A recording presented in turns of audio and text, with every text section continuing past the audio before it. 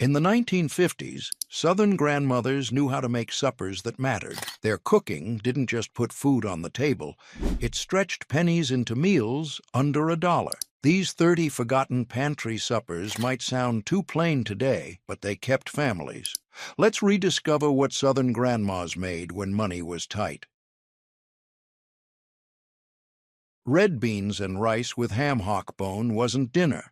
It was Monday survival when the weekend ham bone still had meat clinging to it and dried beans cost pennies per pound. Southern grandmothers in the 1950s through 1970s made red beans and rice on Mondays because it was cheap, used up the ham bone from Sunday dinner, and cooked all day while they did laundry. You soaked dried red beans overnight, drained them, then simmered them with the ham bone, onions, and bay leaves for 4 to 6 hours until the beans turned creamy and the meat fell off the bone. You served it over white rice, cooked in a cheap aluminum pot. The beans were creamy, smoky, and tasted like ham and onions with a texture that was soft and thick. The rice soaked up the bean liquid and turned pink and flavorful. It cost about 50 cents in 1960 and fed 6 people for 2 meals, equivalent to about $7 today. Red beans and rice disappeared when younger generations stopped saving ham bones and stopped wanting to cook beans all day. The meal became something you ordered at restaurants instead of making at home. But if red beans felt too heavy, what came next was light, cold, and required nothing but cornbread and a glass. Cornbread and buttermilk in a glass wasn't supper. It was what you ate when the paycheck was 3 days away, and the only thing left in the kitchen was cornmeal and buttermilk. Southern grandmothers in the 1950s through 1970s made cornbread and buttermilk when money ran out because cornmeal was cheap. Buttermilk lasted longer than sweet milk, and you could eat it standing at the counter in 5 minutes. You baked a pan of cornbread, broke it into chunks, dropped the chunks into a tall glass, poured cold buttermilk over it until the glass was full, then ate it with a spoon. The cornbread was crumbly and slightly sweet. The buttermilk was tangy and cold. The cornbread soaked up the buttermilk and turned into a thick, porridge-like mixture that tasted like cornmeal and sourness.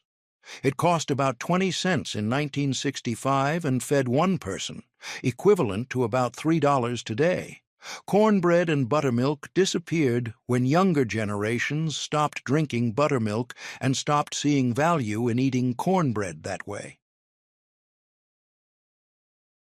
Fried cornmeal mush with molasses wasn't breakfast. It was what you ate when cornmeal was the only thing left, and you needed something that stuck to your ribs until the next meal. Southern grandmothers in the 1950s through 1970s made fried cornmeal mush when money was tight because cornmeal was cheap. Molasses lasted forever, and you could make it stretch across 2 meals. You cooked cornmeal in boiling water until it thickened into porridge, poured it into a loaf pan, chilled it until firm, then sliced it and fried the slices in bacon grease until the edges crisped. You drizzled molasses on top. The mush was crispy outside, soft inside, and tasted like cornmeal and bacon grease. The molasses added sweetness and a dark, iron-rich flavor. It cost about 30 cents in 1962 and fed 4 people, equivalent to about $4 today. Fried cornmeal mush disappeared when younger generations stopped eating cornmeal porridge and stopped wanting fried mush that tasted like poverty. The meal became something grandparents ate during the Depression, not something anyone made by choice. Before we move on, many of you asked in the comments where to find these recipes. We even received tons of email, too, so we published these recipes on our website. The link is in the description. Let's continue. Potato soup made from potato water wasn't soup. It was what you made when you boiled potatoes for another meal and saved the starchy water instead of throwing it away. Southern grandmothers in the 1950s through 1970s made potato soup from potato water when money was tight because it cost nothing, used water that would otherwise be wasted, and tasted like potatoes without needing more potatoes. You saved the water from boiling potatoes, added a little flour to thicken it, stirred in butter and salt, then heated it until it turned into thin, pale soup. Potato soup from potato water disappeared when younger generations stopped saving cooking water and stopped seeing value in soup that was mostly water. The meal became evidence of extreme poverty, not resourcefulness. But if potato soup felt too thin, what came next was thick, white, and made from bacon grease you saved in a can. Biscuits and gravy from bacon drippings wasn't breakfast. It was survival when the bacon was gone, but the grease remained, and flour was the only thing left to stretch it into a meal. Southern grandmothers in the 1950s through 1970s made biscuits and gravy when money ran out because flour was cheap, bacon grease was saved, and you could feed 6 people for under 50 cents. You made drop biscuits from flour, baking powder, and lard, baked them until golden, then made gravy by heating bacon grease, stirring in flour to make a roux, then adding milk until it thickened into white gravy. You poured the gravy over split biscuits. The biscuits were fluffy and buttery.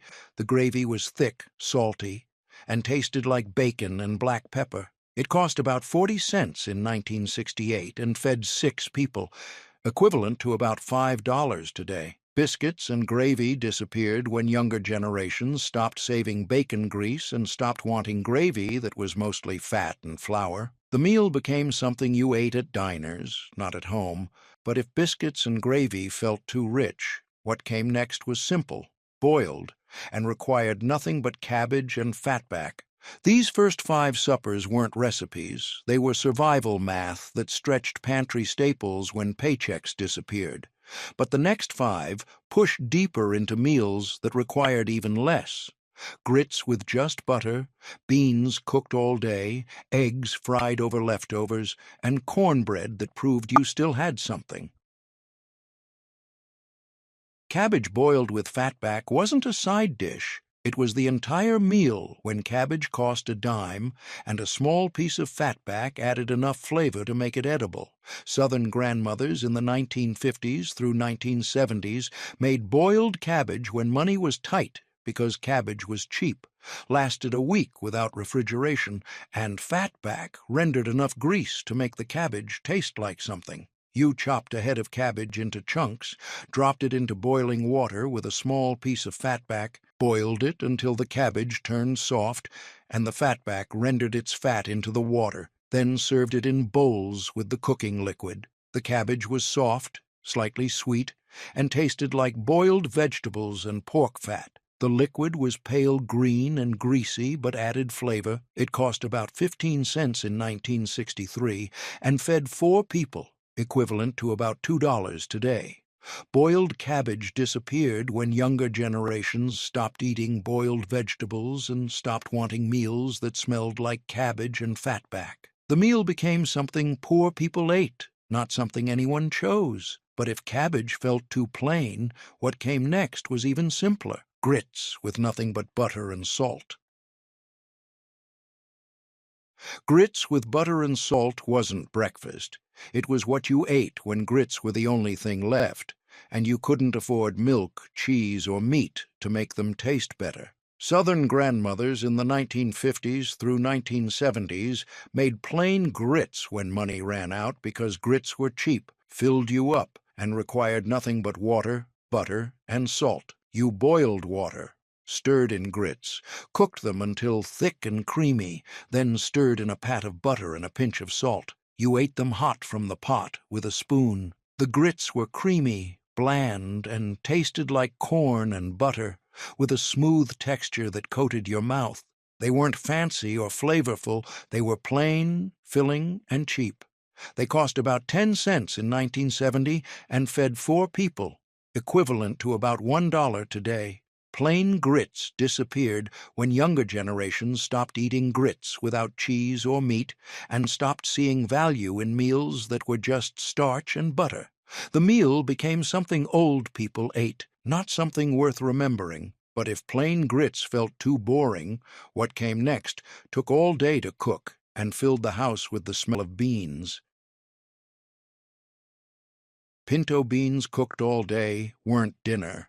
They were survival that started in the morning and finished at night, when dried beans cost pennies, and cooking them slowly made them creamy without adding anything expensive. Southern grandmothers in the 1950s through 1970s made pinto beans when money was tight because dried beans were cheap, lasted forever in the cupboard, and feeding 6 people cost less than $1. You soaked dried pinto beans overnight, drained them, covered them with fresh water, added a piece of fatback or a ham bone if you had it, then simmered them on low heat all day until the beans turned creamy and the liquid thickened into gravy. The beans were soft, creamy, and tasted like beans and pork fat with a thick, starchy liquid that you sopped up with cornbread.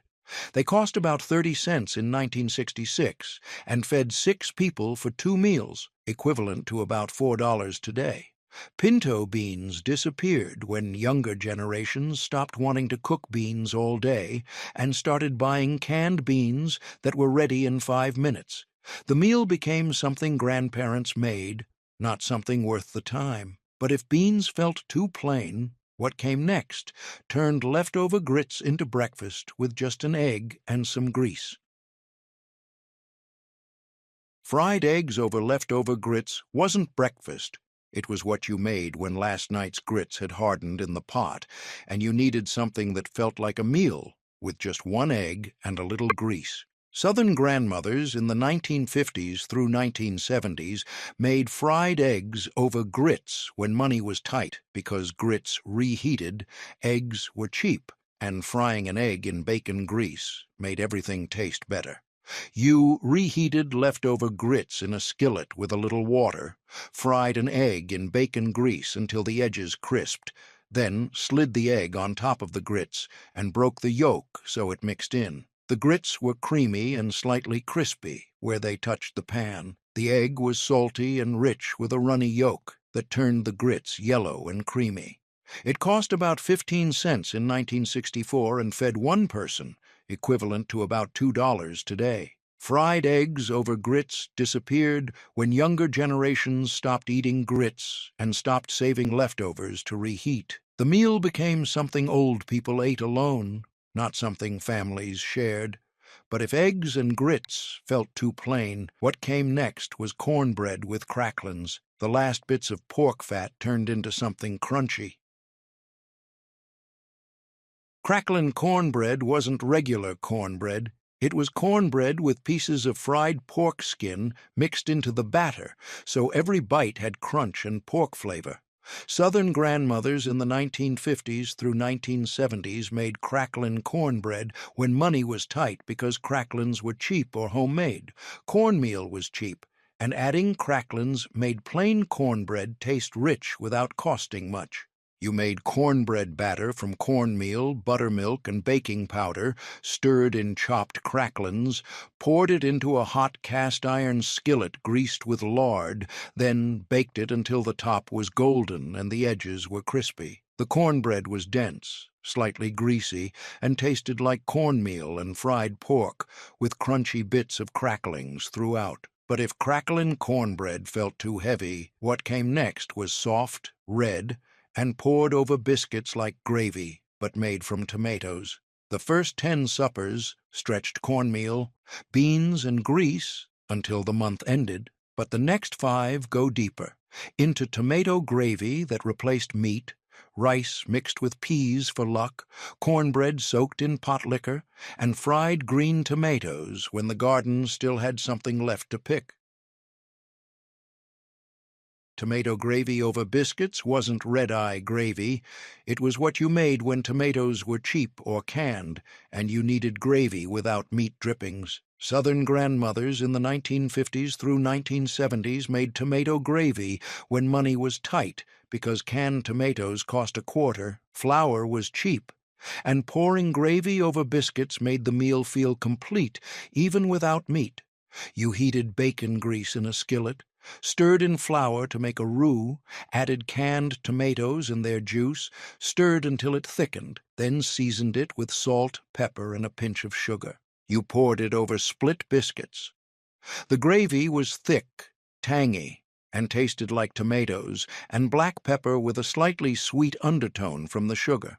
The biscuits soaked up the gravy and turned soft and pink. It cost about 40 cents in 1967 and fed 4 people, equivalent to about $5 today. Tomato gravy disappeared when younger generations stopped making gravy from scratch and stopped wanting gravy that didn't have meat in it. The meal became something grandparents remembered, not something anyone made. But if tomato gravy felt too tangy, what came next was simple, traditional, and required nothing but rice and peas. Hoppin John wasn't fancy. It was rice and black-eyed peas cooked together with a piece of fatback or ham bone, eaten on New Year's Day for luck but made year-round when money was tight. Southern grandmothers in the 1950s through 1970s made Hoppin John when the paycheck was gone because rice was cheap. Dried black-eyed peas were cheap, and cooking them together stretched both ingredients into a filling meal. You soaked dried black-eyed peas overnight, cooked them with fatback until tender, added rice and water, then simmered until the rice was cooked and the peas were creamy. The dish was soft, starchy, and tasted like black-eyed peas and pork fat with rice that soaked up the cooking liquid. It cost about 50 cents in 1965 and fed 6 people, equivalent to about $7 today. Hoppin John disappeared when younger generations stopped eating black-eyed peas year-round and started seeing it as something you ate once a year for tradition, not survival. The meal became a holiday dish, not an everyday supper. But if Hoppin John felt too plain, what came next turned leftover cornbread into soup by crumbling it into pot liquor. Cornbread crumbled in pot liquor wasn't soup. It was what you made when you boiled greens and saved the vitamin-rich liquid instead of throwing it away, then crumbled leftover cornbread into it to make it filling. Southern grandmothers in the 1950s through 1970s made cornbread in pot liquor when money was tight because pot liquor was free. Leftover cornbread would go stale otherwise, and combining them made a meal that cost nothing extra. You heated the pot liquor from boiled collard greens or turnip greens, crumbled day-old cornbread into a bowl, poured the hot liquid over it, then ate it with a spoon. The cornbread soaked up the liquid and turned soft and mushy. The pot liquor was salty and slightly bitter and tasted like greens and fatback. It cost nothing. The cornbread and pot liquor were leftovers. Cornbread in pot liquor disappeared when younger generations stopped saving pot liquor and stopped eating mushy cornbread. The meal became something only the poorest people ate, not something worth remembering. But if cornbread in pot liquor felt too desperate, what came next was fried, green, and required tomatoes you picked before they ripened. Fried green tomatoes with cornmeal crust weren't a side dish. They were supper when the garden still had green tomatoes and you couldn't afford to wait for them to ripen. Southern grandmothers in the 1950s through 1970s made fried green tomatoes when money was tight because green tomatoes were free from the garden, cornmeal was cheap, and frying them in bacon grease made them taste rich. You sliced green tomatoes thick, dredged them in cornmeal mixed with salt and pepper, then fried them in hot bacon grease until the coating turned golden and crispy. The tomatoes were tart, firm, and tasted like unripe tomatoes with a crunchy cornmeal crust that was salty and slightly sweet. The bacon grease added richness. They cost about 20 cents in 1971 and fed 4 people, equivalent to about $3 today. Fried green tomatoes disappeared when younger generations stopped growing gardens and stopped wanting fried vegetables. The meal became something Southern restaurants served, not something you made at home. But if fried green tomatoes felt too fancy, what came next was plain biscuits with nothing but sorghum syrup drizzled on top. Buttermilk biscuits with sorghum syrup weren't breakfast. They were supper when biscuits were the only thing you could afford to make, and sorghum syrup was cheaper than butter or jam. Southern grandmothers in the 1950s through 1970s made biscuits with sorghum when money ran out because flour and buttermilk were cheap. Sorghum lasted forever, and drizzling syrup on biscuits made them feel like a treat, even when they were all you had. You made drop biscuits from flour, buttermilk, and baking powder, baked them until golden, split them open while hot, then drizzled dark sorghum syrup over them. The biscuits were fluffy and slightly tangy. The sorghum was thick, dark, and tasted like molasses with a slight bitterness.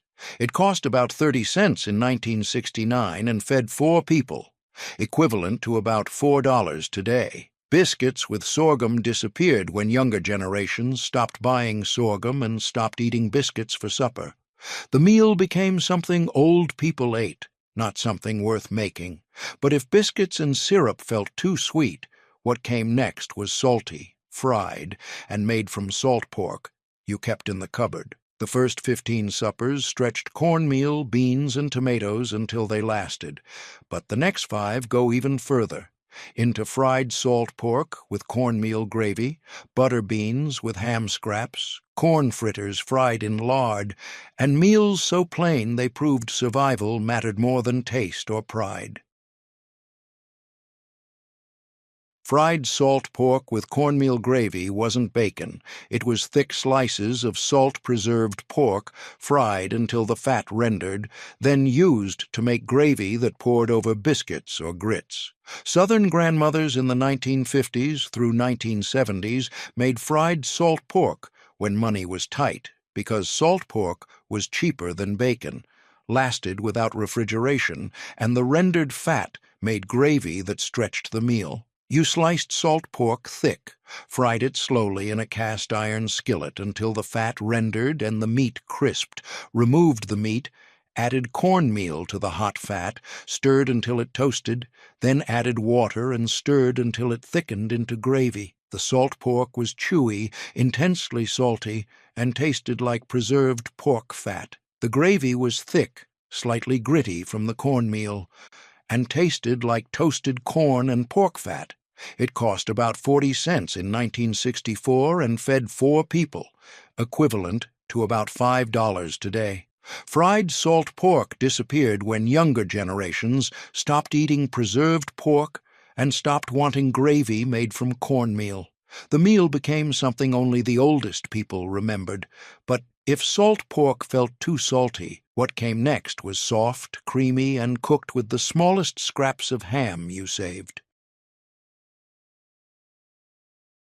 Butter beans cooked with ham scraps weren't fancy. They were dried lima beans simmered all day with whatever tiny pieces of ham you saved from Sunday dinner. Southern grandmothers in the 1950s through 1970s made butter beans with ham scraps when money was tight, because dried butter beans were cheap.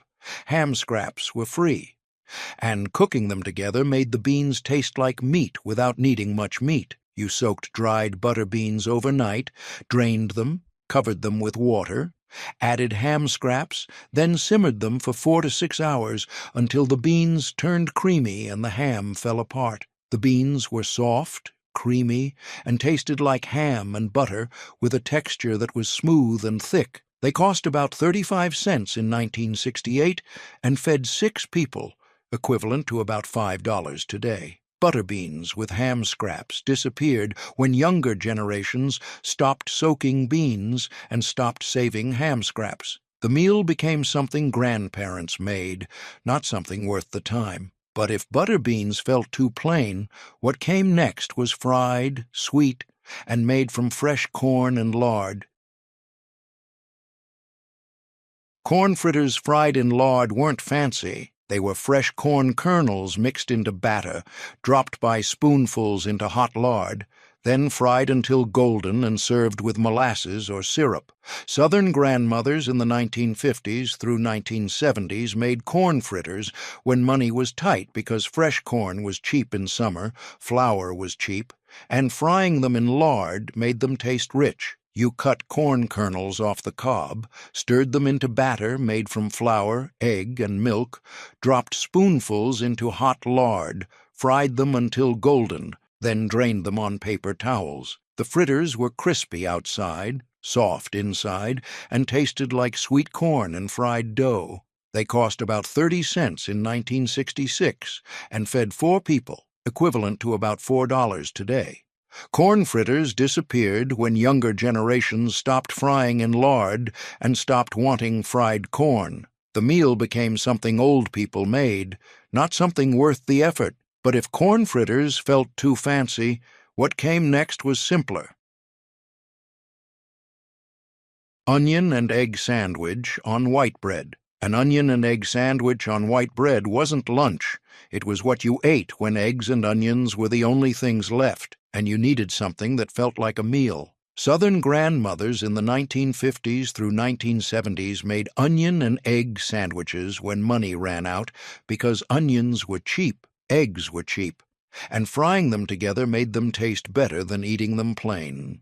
You sliced an onion thin, fried it in bacon grease until soft, scrambled 2 eggs in the same pan, then piled everything onto white bread with salt and pepper. The sandwich was soft, greasy, and tasted like fried onions and eggs with bread that soaked up the grease. It cost about 20 cents in 1970 and fed 1 person, equivalent to about $3 today. Onion and egg sandwiches disappeared when younger generations stopped eating fried onions and eggs together and stopped seeing value in sandwiches that were just eggs and bread. The meal became something poor people ate alone, not something worth remembering. But if onion and egg sandwiches felt too plain, what came next was flat, crispy, and fried on the stovetop like pancakes.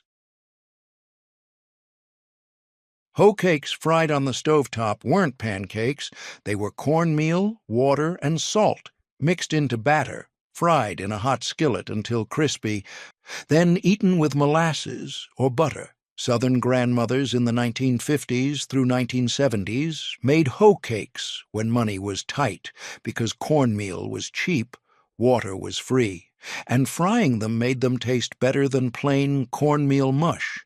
You mixed cornmeal with water and salt until it formed a thick batter, dropped spoonfuls into a hot greased skillet, fried them until the edges crisped, then flipped them once. The hoe cakes were crispy outside, soft inside, and tasted like cornmeal and salt. They cost about 15 cents in 1965 and fed 4 people, equivalent to about $2 today. Hoe cakes disappeared when younger generations stopped eating plain cornmeal and stopped wanting fried cakes that tasted like poverty. The meal became something only the oldest people remembered making. But if hoe cakes felt too plain, what came next was even simpler: flour gravy over day-old biscuits. The first 20 suppers stretched pantry staples until paychecks arrived, but the next 5 push into desperation: flour gravy with no meat, bread fried in bacon fat, wilted lettuce with grease dressing, fried mush with cane syrup, and meals that proved survival mattered more than pride or taste.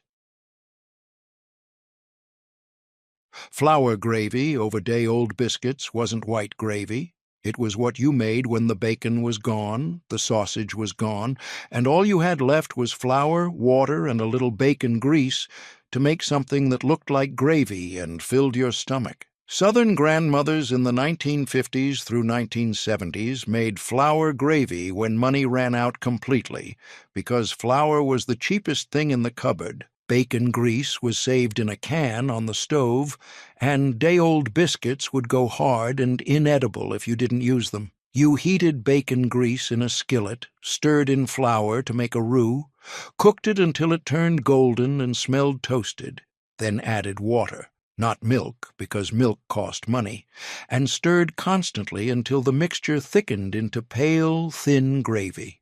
You split day-old biscuits in half, arranged them on plates, and poured the hot gravy over them. The gravy was thin, pale, and tasted like flour and bacon grease with a slightly burnt toasted flavor from the roux. It wasn't creamy or rich. It was watery and barely thick enough to coat the biscuits, but it was hot and made the biscuits soft again. The day-old biscuits were hard and dry before the gravy hit them, but once soaked, they turned soft and edible again, absorbing the liquid and the faint bacon flavor. You ate it quickly before the gravy cooled and turned into a pale, congealed mess on the plate. It cost about 10 cents in 1972, just flour and bacon grease, because the biscuits were leftovers and fed 4 people. That's equivalent to about $1.50 today. It wasn't a meal anyone wanted to eat.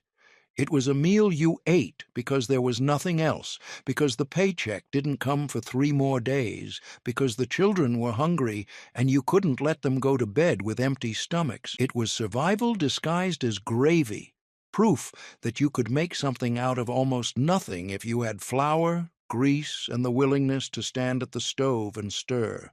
Flour gravy over day-old biscuits disappeared when younger generations stopped saving bacon grease, stopped eating gravy without meat or milk, and stopped understanding why anyone would eat something that tasted like flour and water. The meal became a symbol of poverty so extreme that even talking about it felt shameful, something you only admitted your grandmother made during the hardest times, not something you'd ever make yourself. But if flour gravy felt too desperate, what came next was even simpler: bread fried in bacon fat with nothing else. Grease bread wasn't toast. It was slices of white bread fried in bacon grease until they turned golden and crispy, eaten plain or with a sprinkle of salt. Southern grandmothers in the 1950s through 1970s made grease bread when money ran out, and the only things left in the kitchen were bread and the bacon grease saved in a can on the stove. You heated bacon grease in a cast-iron skillet until it was hot and shimmering, laid slices of white bread flat in the grease, fried them until the bottom turned golden and crispy, flipped them once, fried the other side, then drained them on paper towels or newspaper if you didn't have paper towels. You sprinkled salt on top while they were still hot, then ate them with your hands. The bread was crispy, greasy, and tasted like fried bread and bacon, with a texture that was crunchy on the outside and slightly soft in the middle where the grease hadn't fully soaked through. The salt added flavor and made each bite taste more savory and less like plain fried bread. It was filling in a heavy, greasy way that made your stomach feel full, even though you'd only eaten bread and fat. You ate it standing at the stove because sitting down to eat grease bread at the table felt too much like admitting you had nothing else. It cost about 15 cents in 1969, just bread and bacon grease, and fed 4 people if you fried enough slices. That's equivalent to about $2 today. It wasn't food anyone wanted to eat. It was food you ate because bread and grease were the only things left, because you couldn't let the children go hungry, because fried bread with salt tasted better than plain bread and made them stop asking when dinner would be ready. It was survival fried in a skillet, proof that fat and carbohydrates could keep you alive even when there was nothing else. Grease bread disappeared when younger generations stopped saving bacon grease in cans, stopped frying bread in animal fat, and stopped eating fried bread that tasted like pure grease and salt. The meal became something only the oldest people remembered, something they'd eaten during the Depression or during the hardest months when paychecks didn't stretch and groceries ran out before the month ended. It became a memory too shameful to share, proof of poverty so extreme that even fried bread felt like a luxury because at least it was hot and filling. But if grease bread felt too greasy, what came next was green, wilted, and dressed with hot bacon, grease poured over lettuce. Wilted lettuce in bacon grease dressing wasn't salad. It was what you made when the garden still had lettuce and you couldn't afford store-bought dressing, so you poured hot bacon grease over the leaves until they wilted. Southern grandmothers in the 1950s through 1970s made wilted lettuce when money was tight, because lettuce grew free in the garden. Bacon grease was saved from breakfast, and heating the grease with vinegar and sugar made it taste like dressing without costing anything extra.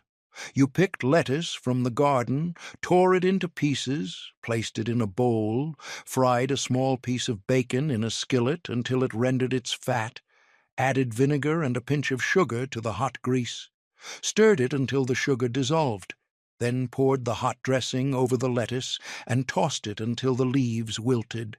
The lettuce was soft, warm, and tasted like bacon grease, vinegar, and sugar, with a texture that was limp and slightly slimy from the hot grease. The dressing was oily, tangy, and sweet, with bits of crispy bacon mixed in if you crumbled the bacon over the top. It wasn't crisp or fresh. The heat from the dressing wilted the lettuce immediately, turning it from bright green and crunchy to dark green and soft. You ate it warm, which felt strange because salad was supposed to be cold, but the hot dressing made it taste richer and more filling than plain lettuce. It cost about 20 cents in 1967.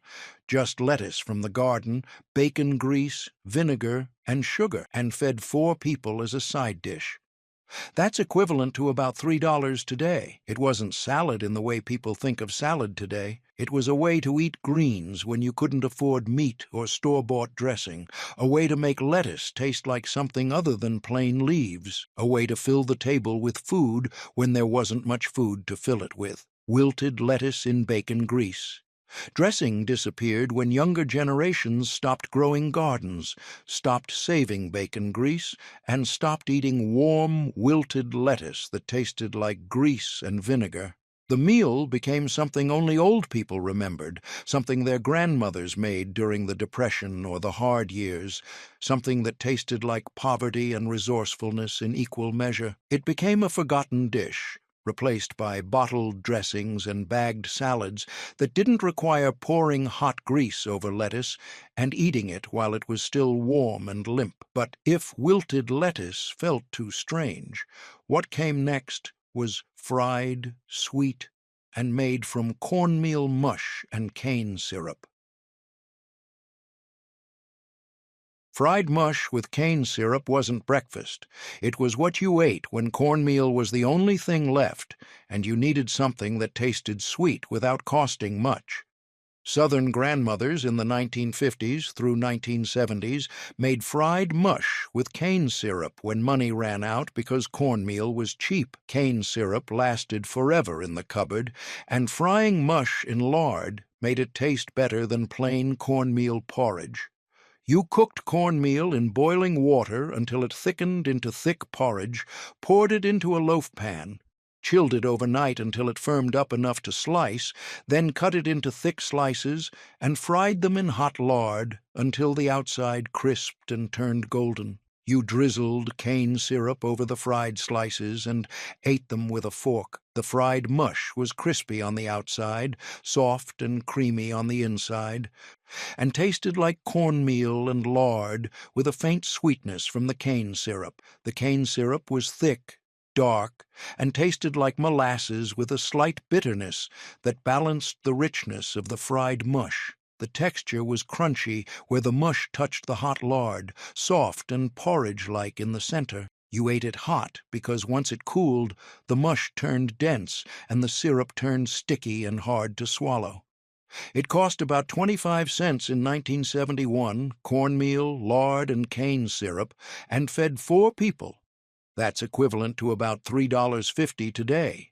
It wasn't a meal anyone wanted to eat every day. It was a meal you ate when cornmeal was the only grain left, when you couldn't afford oats or wheat, when fried mush with syrup felt like a treat, because at least it was sweet and hot and filling.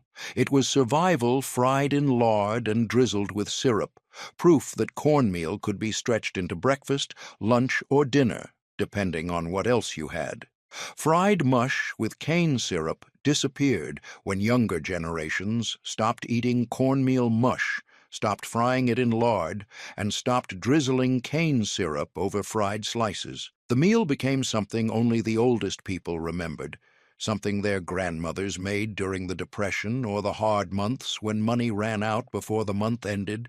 It became a memory of poverty and resourcefulness, a meal that proved you could make something sweet and filling out of cornmeal, lard, and syrup if you had to, but not something anyone chose to make once they had other options. But if fried mush felt too heavy, what came next was cracklins and cornbread with buttermilk, the last bits of pork fat turned into supper.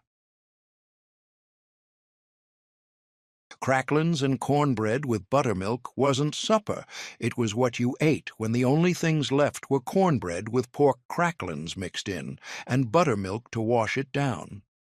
Southern grandmothers in the 1950s through 1970s made cracklins and cornbread when money ran out.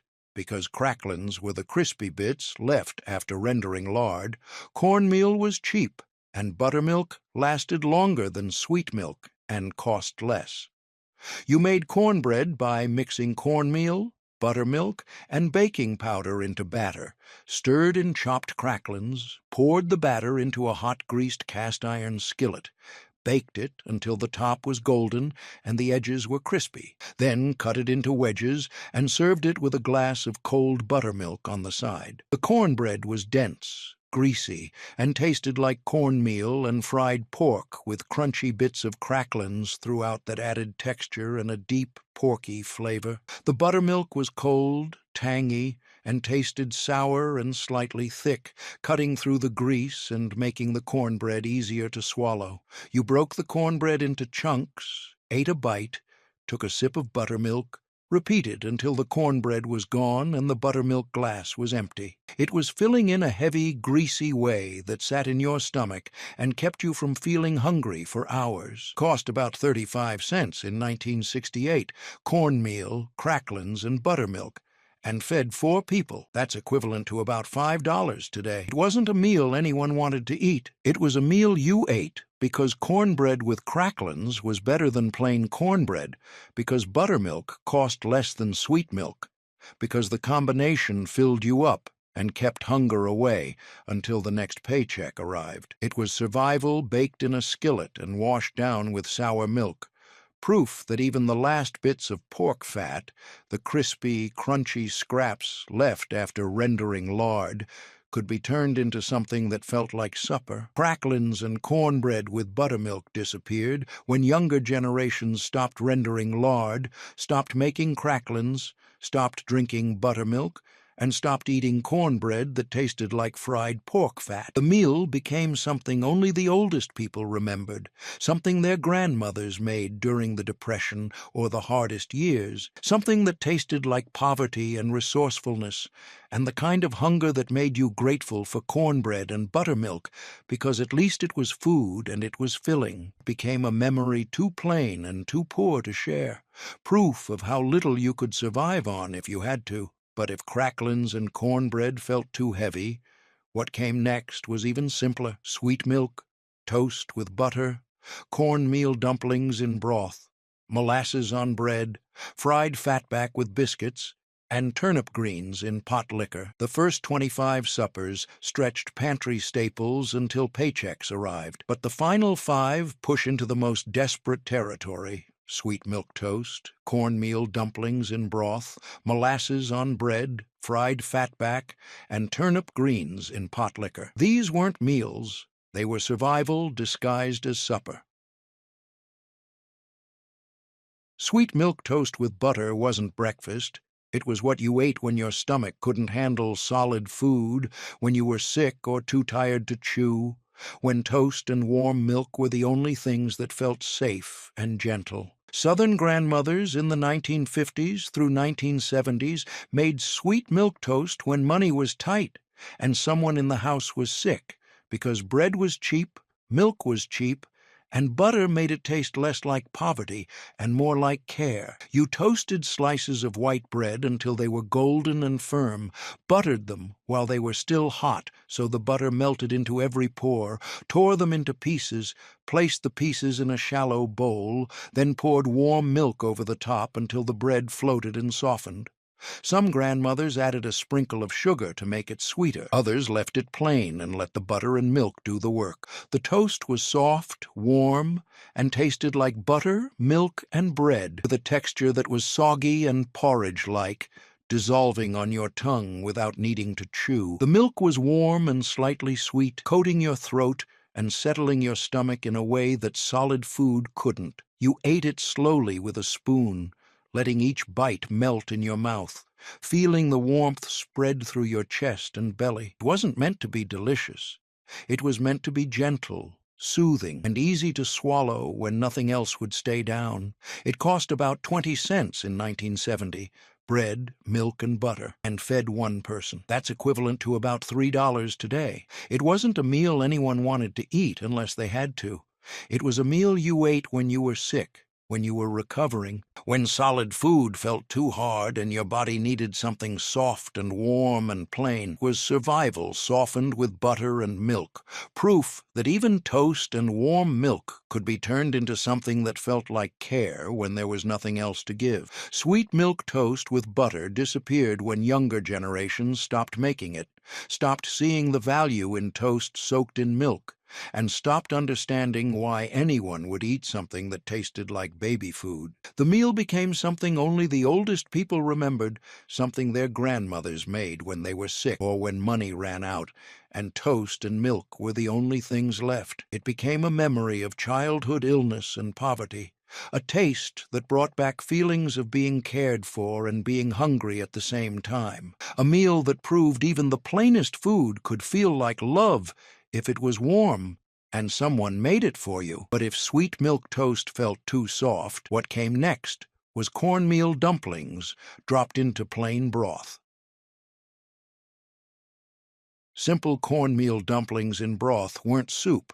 They were what you made when cornmeal and water were the only things left, and you needed something hot that felt like a meal. Southern grandmothers in the 1950s through 1970s made cornmeal dumplings when money ran out completely because cornmeal was cheap, water was free, and dropping dumplings into boiling water made them soft enough to eat without chewing much. You mixed cornmeal with a little salt and just enough water to form a thick, sticky dough, shaped the dough into small balls with your hands, dropped them into boiling water or weak broth made from saved vegetable scraps, then simmered them until they floated and turned soft. The dumplings were dense, bland, and tasted like cornmeal and salt, with a texture that was gummy and slightly grainy, somewhere between bread and porridge. The broth was thin, watery, and barely flavored, just hot liquid that made the dumplings easier to swallow and filled your bowl so it looked like you were eating soup. You ate it with a spoon,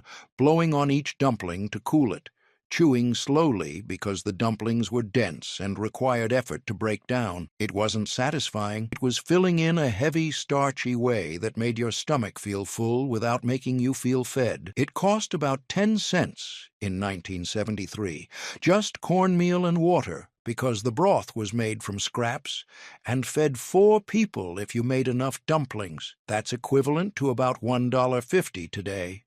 It wasn't a meal anyone wanted to eat. It was a meal you ate because cornmeal and water were the only things left, because hot dumplings in broth felt more like supper than plain cornmeal mush, because eating something hot made the hunger feel less sharp, even if the food barely tasted like anything. Simple cornmeal dumplings in broth disappeared when younger generations stopped eating cornmeal, stopped making dumplings from scratch, and stopped understanding why anyone would eat dumplings that tasted like nothing floating in water that barely qualified as broth. The meal became something only the oldest people remembered, something their grandmothers made during the Depression or the hardest months, something that tasted like poverty so extreme that even cornmeal and water felt like a meal if you shaped it and boiled it and ate it with a spoon. It became a memory too plain and too desperate to share, proof that hunger could make you grateful for dumplings made from cornmeal and water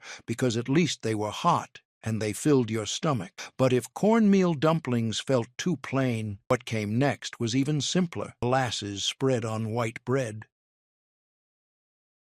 Molasses spread on white bread wasn't a sandwich. It was what you ate when bread and molasses were the only things left, and you needed something sweet that felt like a treat, even though it was just sugar and bread. Southern grandmothers in the 1950s through 1970s made molasses bread when money ran out because white bread was cheap. Molasses lasted forever in the cupboard, and spreading molasses on bread made it taste better than plain bread and gave you energy that plain bread couldn't provide. You took slices of soft white bread, spread molasses on them with a knife, thick or thin depending on how much molasses you had left, then ate them folded in half or flat, licking the molasses off your fingers when you were done. Bread was soft and bland, molasses was thick, dark, and tasted like iron and sugar with a slight bitterness that made it taste less like candy and more like medicine. The molasses soaked into the bread and made it heavy and sticky, turning each bite dense and chewy. You ate it slowly because the sweetness was intense and the molasses stuck to your teeth and the roof of your mouth, requiring effort to swallow. It wasn't delicious. It was sweet in a way that felt desperate, like eating straight sugar because sugar was all you had. It wasn't a meal anyone wanted to eat. It was a meal you ate because molasses and bread were the only things left, because molasses had iron and calories that plain bread didn't have, because eating something sweet made hunger feel less sharp, even if the sweetness tasted like poverty. It was survival spread on bread, proof that even molasses, thick, dark, and bitter, could be turned into something that felt like a treat if you had nothing else.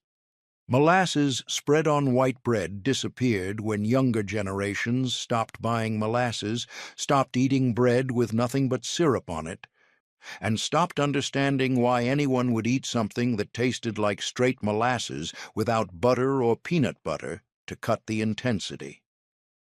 The meal became something only the oldest people remembered, something their grandmothers made during the Depression or the hardest months, something that tasted like poverty and desperation and the kind of hunger that made you grateful for molasses on bread because at least it was sweet and it gave you energy to keep going.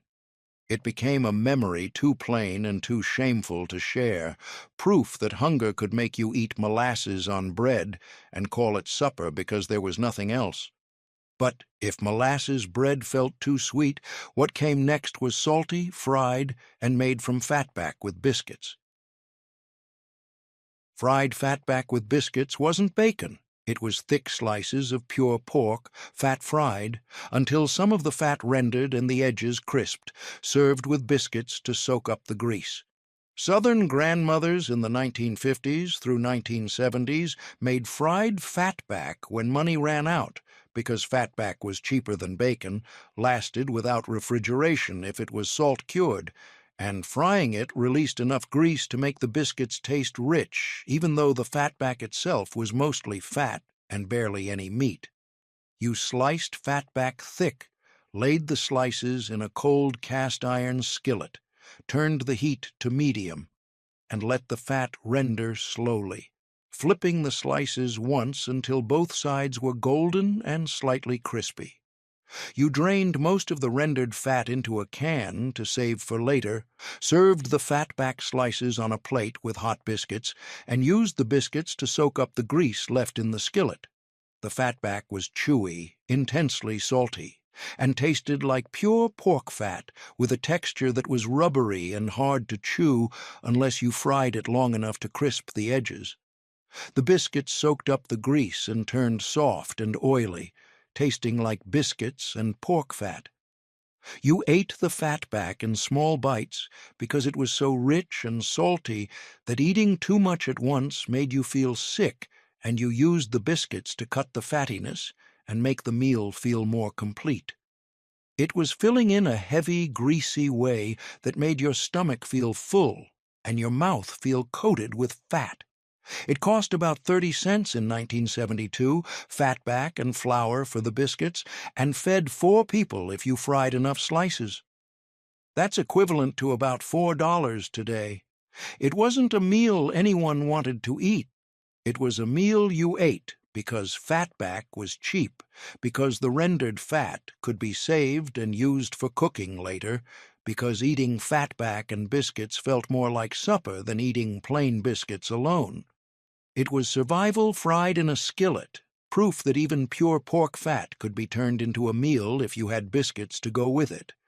Fried fatback with biscuits disappeared when younger generations stopped buying fatback, stopped eating pure pork fat, and stopped understanding why anyone would eat something that was mostly fat and barely any meat. The meal became something only the oldest people remembered, something their grandmothers made during the Depression or the hardest years, something that tasted like poverty and grease and the kind of hunger that made you grateful for fatback and biscuits because at least it was filling. It became a memory too plain and too shameful to share. But if fried fatback felt too rich, what came next was the final meal: turnip greens cooked in pot liquor alone. Turnip greens cooked in pot liquor alone weren't a side dish. They were the entire meal when greens were the only thing left in the garden, and you couldn't afford meat, fatback, or even a ham bone to flavor them.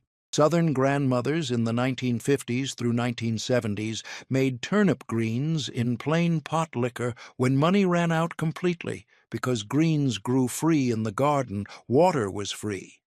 And boiling greens until they were soft made them edible even without meat or fat to make them taste good.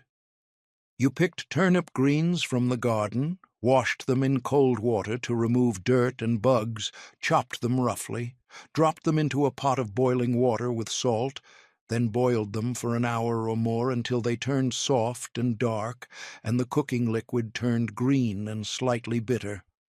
You served the greens in bowls with the pot liquor, the vitamin-rich cooking liquid, and ate them with cornbread if you had cornbread or plain if you didn't.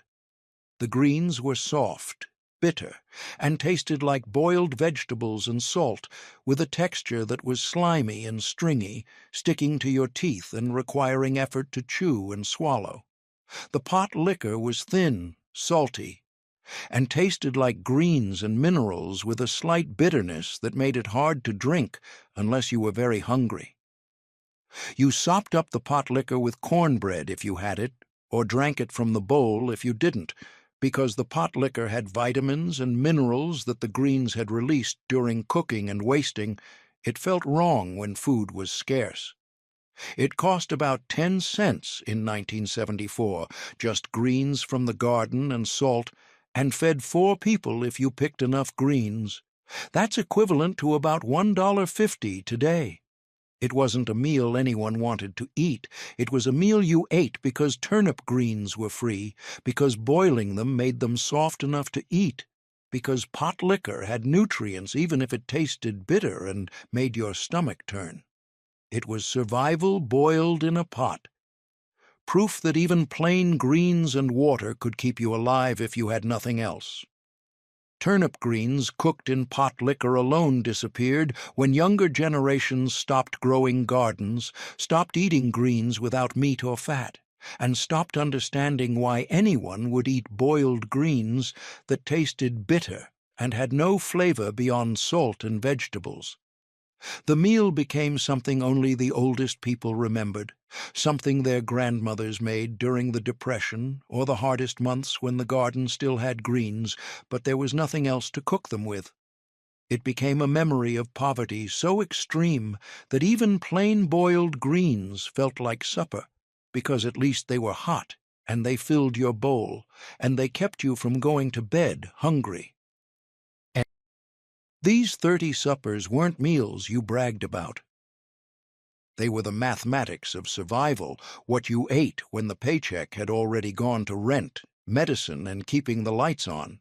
They were built from flour, lard, cornmeal, and leftovers, stretched with water and grease and whatever grew in the backyard or was cheap enough at the corner store.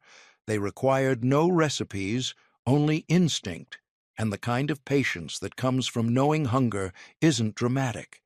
It's just quiet, persistent, and real. Southern grandmothers in the 1950s through the 1970s knew how to turn almost nothing into something that filled a plate.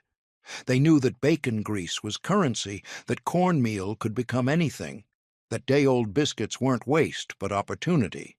They fried fatback until it was crisp, made gravy from flour and water, and served molasses on bread because that was what they had. And when the month stretched longer than the money, they didn't panic. They just cooked smarter, quieter, and with less. These meals disappeared not because they tasted bad, but because no one wanted to remember them. Daughters grew up and vowed never to eat flour gravy again. Grandchildren asked why anyone would fry mush or wilt lettuce in bacon grease when restaurants existed.